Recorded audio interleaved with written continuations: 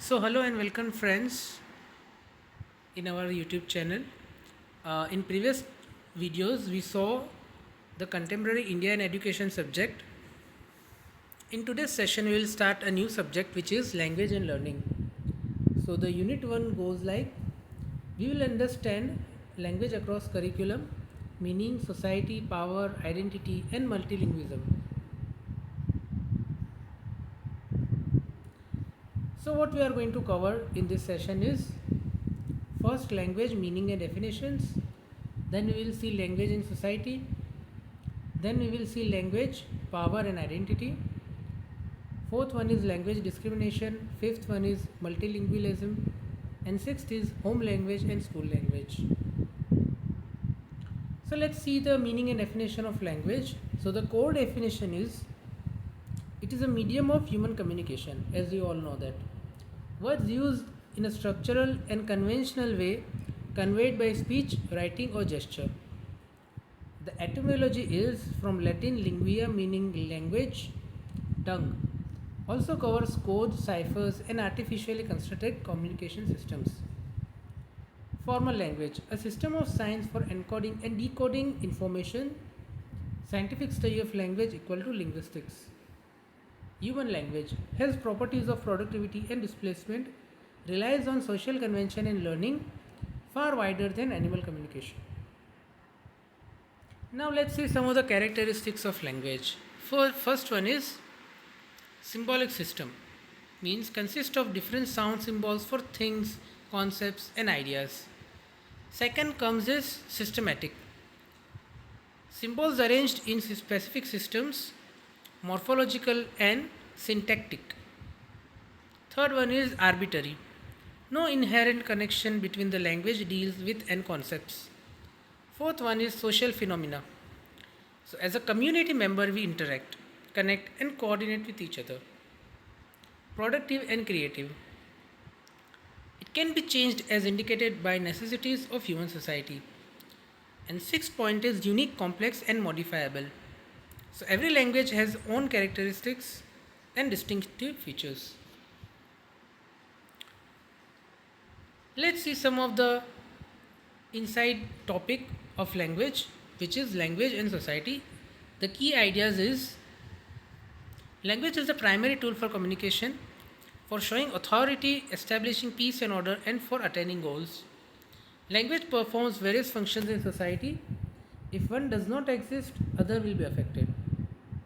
It must follow conformity governing the society to avoid conflicts and to meet the boundary of individual differences. And language can also distract the society if it is used inappropriately. Society, however, controls our language. So, sociolinguistics means studies the connection between language and society, how people use language in different social situations. So, it is made by two words, social and linguistics. So, it makes sociolinguistics. Language is both a system of communication between individual and a social phenomena incorporating social values. And social changes produce changes in language as language incorporates social values. Now let's see language, power and identity topic. So language and power. Used to build and maintain social relationships, also potential tool to experience power. Those who possess political power can influence language and determine discourses in society. Language takes the view that it has power of its own, allowing a language to maintain the power behind it, unite or divide a nation. Language can be manifested by persuasion, regulation, inducement, or force to add a code to a speech community. Language and identity. Language plays a crucial role in shaping an individual's personality as well as psychological development. Mother language is the most important stage. Children can comprehend concepts and skills taught in their mother tongue quite fast. Language is a conveyor of ideas and concepts. The character of the language reflects the way they chose to convey ideas. Language is a carrier of history, tradition, customs, and folklore. No cultural can sustain without it. Now let's see the definition of language discrimination. So the unfair treatment of an individual solely because of their native language or their other characteristics does not include discrimination based on style or speech such as accent, size, or vocabulary and syntax. There are different definitions, which is linguicism, accent and dialect, and social linguistic impact. Point 3 multilingualism. So it means the ability of an individual speaker or a community of speakers to communicate officially in 3 or more languages. A person who can speak multiple languages is known as a polyglot or multilingual.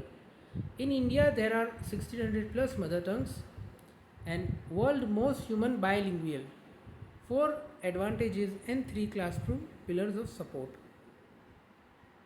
Now let's see the point 1.4, which is home language versus school language.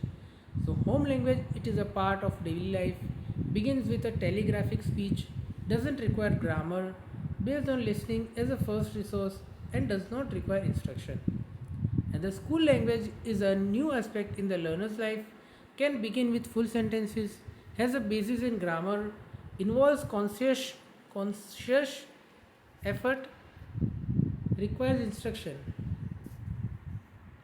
Now let's see some of the key theories in language and learning. Deficit theory posits the students who differ from the norm are deficient. Educational process must correct their deficiency. Teacher expectations have a large influence on how a student performs. Some expect lower outcomes from deficit students. Teachers hold deficit theory attitudes and judgments. They tell students when it is impossible to improve. That feeling in turn leads students to become apathic, lose interest in school, and end up causing problems. While the discontinuity theory is that it suggests that language is complex and have evolved from earlier pre-linguistic systems called continuity-based theories. So Noam Chomsky, among the world's leading linguists, acknowledges a possible genetic mutation in one of our human ancestors gave them the ability to speak and understand language. So the developmental psychology continuity views says change is gradual, discontinuity views sees abrupt succession of changes that produce different behavior across different life periods called stages. Development stages. Periods of life are initiated by distinct transition in physical or psychological functioning.